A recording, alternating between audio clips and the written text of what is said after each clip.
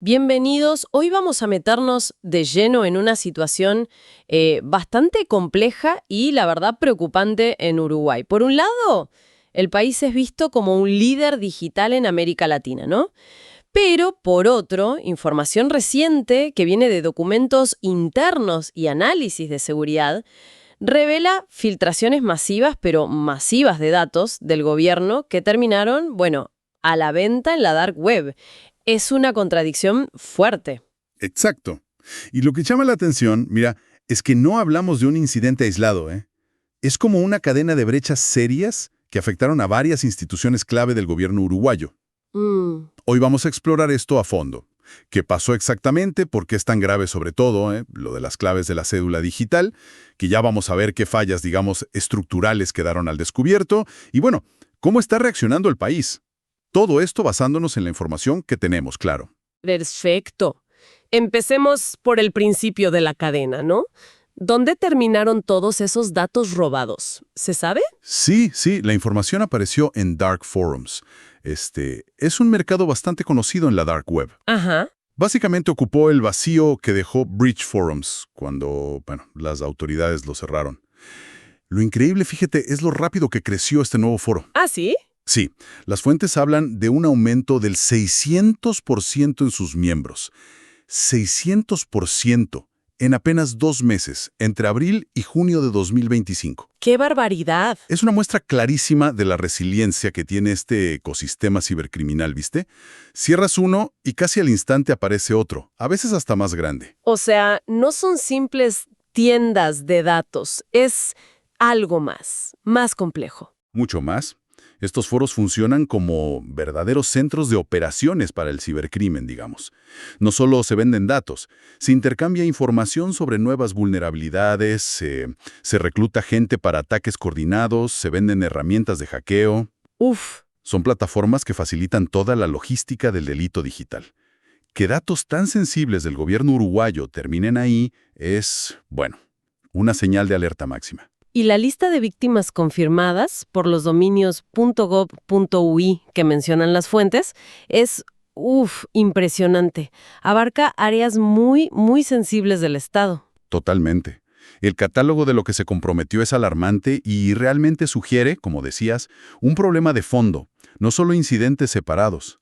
Estamos hablando de, la Dirección Nacional de Identificación Civil, la DNIC. 3.2 millones de registros. Es básicamente la base de datos de identidad de casi todo el país. ¡Increíble! Después, la Agencia de Gobierno Electrónico, AGESIC, que es justamente la que impulsa toda la digitalización.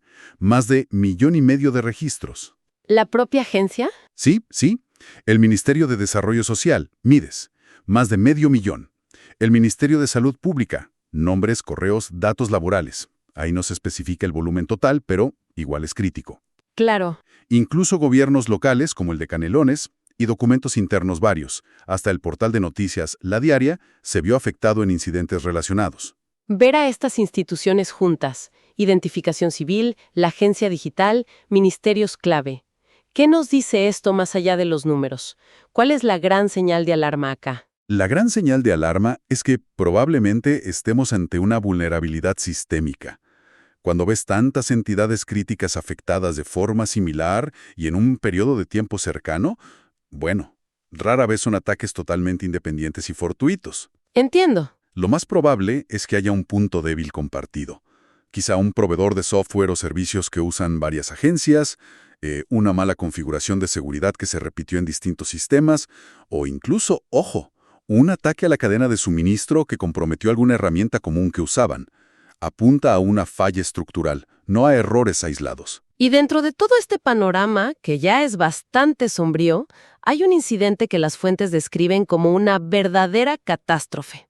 Hablemos de esos certificados PKI de la cédula de identidad. Sí, sin duda. Este es el punto más crítico de todo el asunto.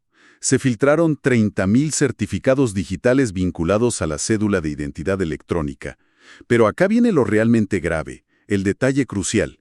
Se filtraron con sus contraseñas ya descifradas.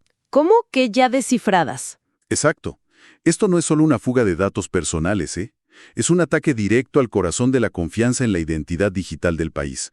Una cosa gravísima. A ver, entremos en detalle aquí, porque esto es fundamental. ¿Qué es exactamente esta tecnología PKI y por qué es tan central para Uruguay? Mira, PKI son las siglas de Infraestructura de Clave Pública. Es, digamos, un conjunto de tecnologías y políticas que permiten cosas esenciales en el mundo digital. Verificar que alguien es quien dice ser, lo que llamamos autenticación fuerte, proteger la información con cifrado y garantizar la validez de documentos con firmas digitales. Ok, Es la base técnica para operar de forma segura y confiable online. En Uruguay, el sistema ID Uruguay se apoya fuertemente en estos certificados PKI para dar un nivel avanzado de identificación digital. De hecho, una ley clave, la 18600, le da a la firma electrónica basada en PKI la misma validez legal que una firma hecha a mano. o sea, tiene peso legal total. Total. Y se usa para acceder a casi 200 servicios del gobierno. Imagínate. Entendido. Entonces, si roban 30.000 de estos certificados, que son como llaves maestras digitales, y encima ya tienen las contraseñas que las protegen, ¿las consecuencias son? Aterradoras. Sí. Devastadoras. Primero, abre la puerta a la suplantación de identidad masiva. Con un certificado y su clave privada protegida por esa contraseña que ahora conocen, un atacante puede hacerse pasar perfectamente por el titular legítimo. Claro. Puede firmar contratos digitales, realizar trámites online, acceder a información privada, hacer transacciones fraudulentas, y todo con plena validez legal. Imagínate el potencial de fraude y el daño que se puede hacer. Más allá del fraude directo a las personas, ¿qué otras puertas abre esto? Bueno, permite el acceso no autorizado a muchísimos sistemas, tanto públicos como privados, que confían en la cédula digital para autenticar usuarios. Si un sistema usa esa identidad digital para validar quién entra, ahora es potencialmente vulnerable. Y quizás el daño más profundo, a largo plazo, es la erosión brutal de la confianza pública. Si la gente siente que su identidad digital no es segura, ¿cómo van a confiar en los servicios digitales del Estado? Podría frenar toda la agenda de modernización digital del país, haciendo que la gente vuelva al papel, a las oficinas. Sería un retroceso enorme. Un detalle clave que mencionan las fuentes es esto de las contraseñas descifradas. Aclaran que no significa que la criptografía PKI en sí misma haya sido rota, ¿verdad? Exacto. Y es vital entender la diferencia. No es que alguien haya encontrado una falla matemática en los algoritmos criptográficos de PKI, que son muy robustos. El problema acá es una falla gravísima de seguridad operacional. Operacional. Sí. Que las contraseñas estuvieran descifradas sugiere fuertemente que las contraseñas originales que protegían esas claves privadas eran débiles, fáciles de adivinar, tipo 123456 o password, o quizá reutilizadas de otros servicios, que es un error común. Ajá. O lo que es peor, que el sistema donde se almacenaban estas contraseñas o sus hashes, que son como una versión codificada, no usaba medidas de seguridad básicas, como el salting adecuado, que es añadirle datos aleatorios antes de codificarla para hacerla más fuerte. Claro. Esto permitió a los atacantes, una vez que obtuvieron los archivos o los hashes, usar técnicas como fuerza bruta, probar todas las combinaciones, o ataques de diccionario, probar palabras comunes, para recuperarlas offline, sin estar conectados al sistema original. O sea, un descuido básico de seguridad en algo tan crítico. Un descuido garrafal. Y también grita la ausencia de controles como la autenticación multifactor MFA para algo tan sensible, que para acceder a tu clave privada, además de la contraseña, necesites un código del celular, por ejemplo. Eso acá no estaba, parece. Y es aquí donde la paradoja que mencionamos al inicio se hace más evidente. Uruguay tiene buena fama internacional, ¿no? Rankings altos en gobierno electrónico, en ciberseguridad. Las fuentes citan, por ejemplo, un 5º puesto en las Américas según un informe de OEA y el BID. Sí, y ahí está el choque con la realidad. Esos rankings suelen medir si existe una estrategia nacional, si hay leyes apropiadas, cuántos servicios están digitalizados. Y en eso Uruguay puntúa bien, es cierto. Pero el mismo informe del BID que cita nuestras fuentes dice algo lapidario. Los esfuerzos de protección del ciberespacio no han seguido el ritmo de la digitalización.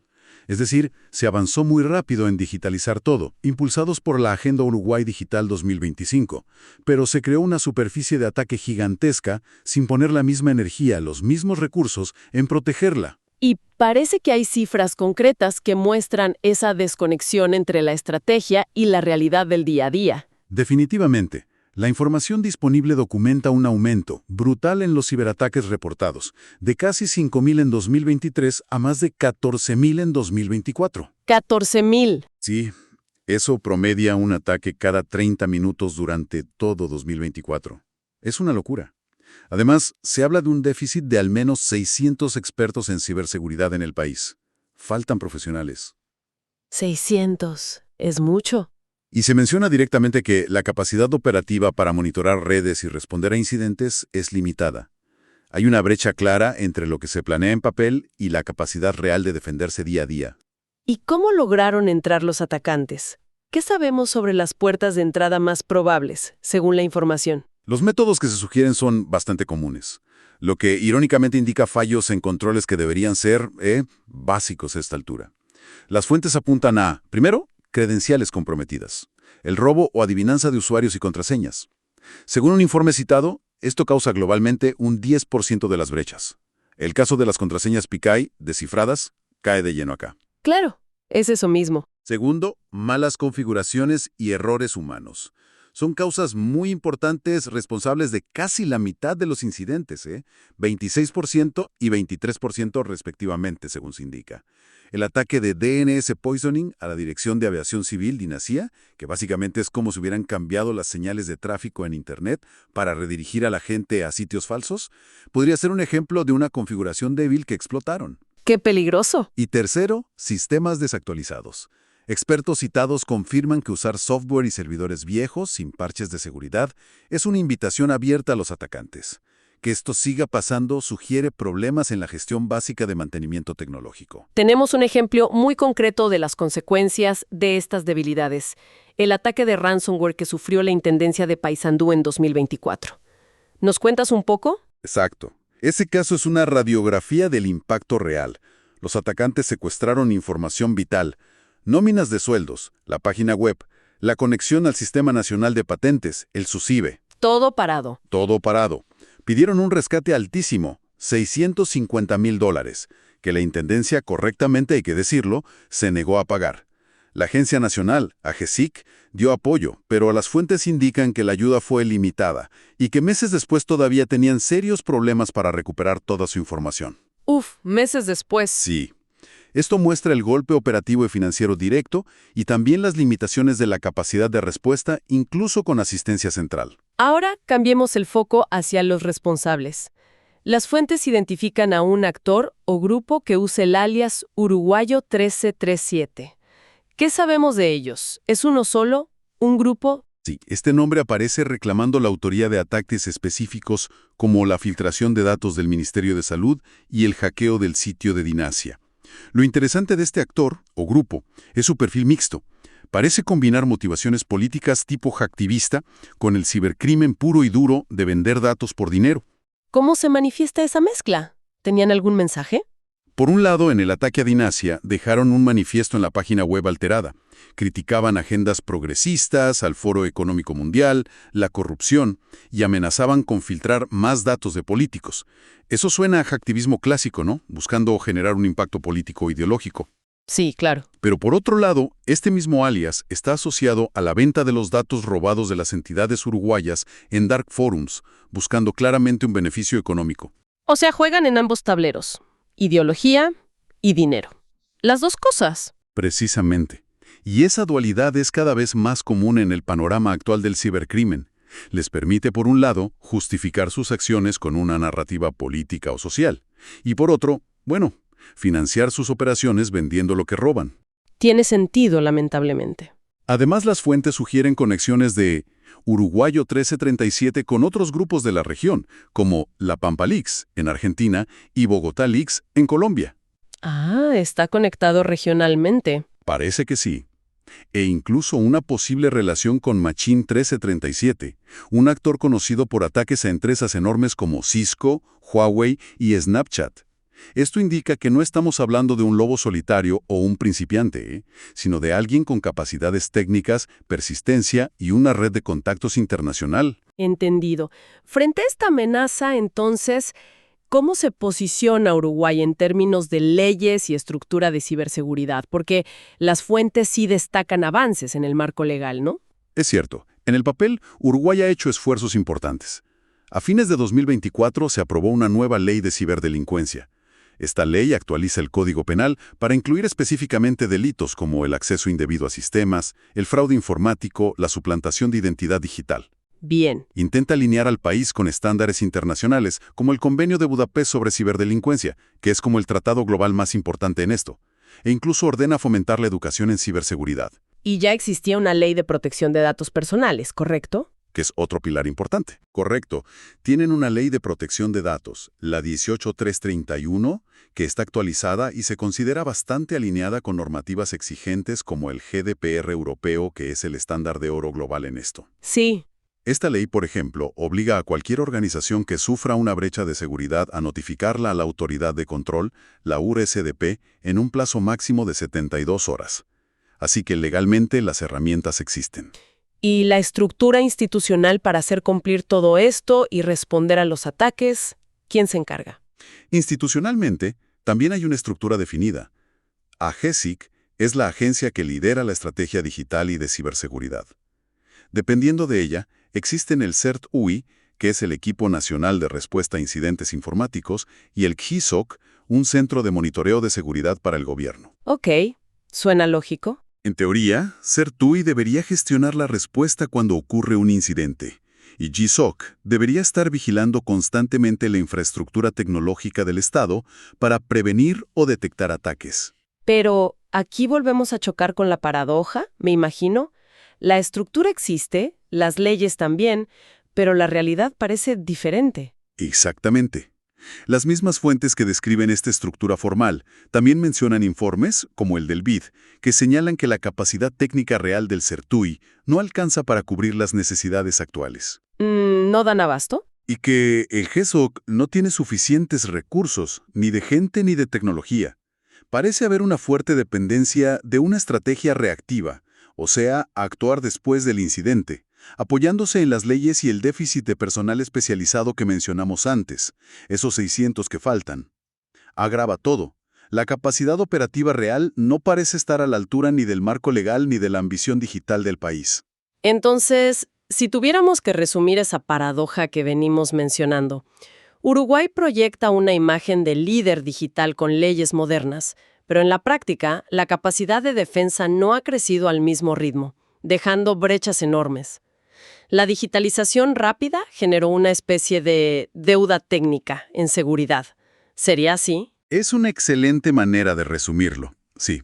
Se enfocaron mucho en lanzar servicios digitales, en modernizar, lo cual está bien, pero la inversión en la seguridad necesaria para sostener todo eso no fue proporcional.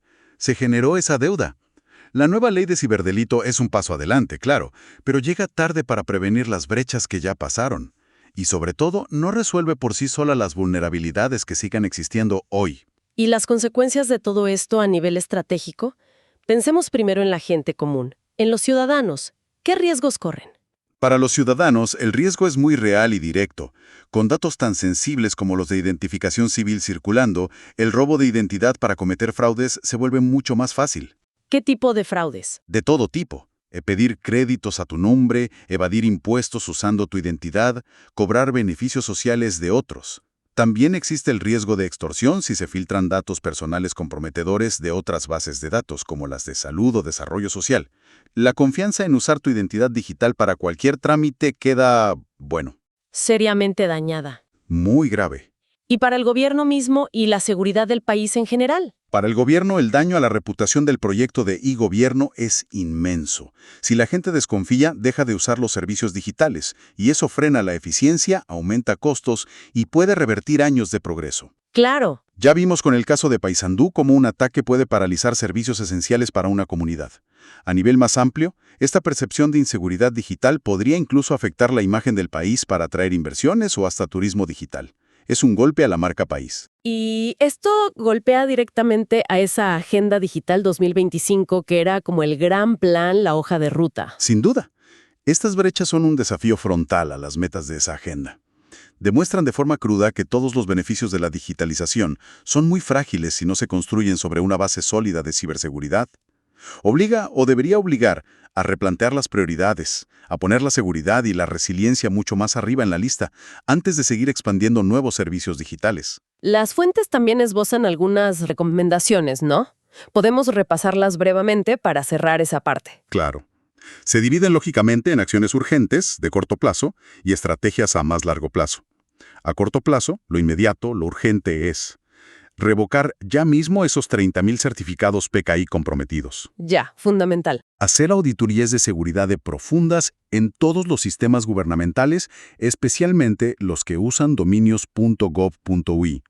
Notificar de forma clara y transparente a todos los ciudadanos afectados, como además obliga la Ley de Protección de Datos. Y realizar una investigación forense exhaustiva para entender al detalle cómo ocurrieron estas brechas, quién fue, cómo entraron. Y mirando más allá de la emergencia, ¿qué hay que hacer para que no vuelva a pasar? A largo plazo, se necesita un cambio de enfoque más profundo. Primero, blindar la gestión de la identidad digital. Implementar políticas de contraseñas mucho más estrictas. Hacer obligatoria la autenticación multifactor MFA para accesos críticos. Usar HSMs, que son como unas bóvedas digitales ultra seguras para guardar las claves privadas y establecer rutinas serias de rotación de claves. Medidas técnicas más robustas. Exacto. Segundo, invertir fuerte en el CERT y el GSOC. Necesitan más gente capacitada, hay que empezar a formar y contratar a esos 600 plus expertos que faltan. Y mejor tecnología para monitorear y responder. Tercero, fomentar mucho más la colaboración entre el sector público y el privado en temas de ciberseguridad, compartir información, trabajar juntos. Y cuarto, como dice la nueva ley, implementar programas serios de educación y concientización en ciberseguridad. Para todos. Para todos, funcionarios públicos y la población general. Hay que crear una verdadera cultura de seguridad digital en el país. Bien, hemos recorrido un camino complejo, la verdad. Si tuvieras que sintetizar el núcleo de este análisis, lo central, ¿cuál sería? El núcleo es esa dolorosa brecha, esa desconexión entre la visión y la ambición digital de Uruguay, que es genuina y reconocida, y su realidad operativa en ciberseguridad. Las filtraciones masivas, y sobre todo ese golpe casi sin precedentes a los certificados PKI de la identidad nacional, han expuesto esa brecha de manera brutal. Demuestran que, a pesar de tener buenas ideas y leyes adecuadas en el papel, la capacidad de defenderse en el día a día, la ejecución, no estuvo a la altura del desafío que ellos mismos crearon al digitalizarse tan rápido. Y para dejar una reflexión final flotando, algo para pensar. Más allá de las soluciones técnicas de revocar certificados y parchar agujeros, esto plantea una pregunta mucho más profunda, ¿no? ¿Cómo hace una nación para reconstruir la confianza digital, que es la base de todo su futuro digital, de esa Agenda 2025 y lo que venga, una vez que esa confianza ha sido vulnerada de una forma tan fundamental, tan básica, en el corazón mismo de la identidad? Es algo en lo que seguramente tendrán que pensar mucho en Uruguay.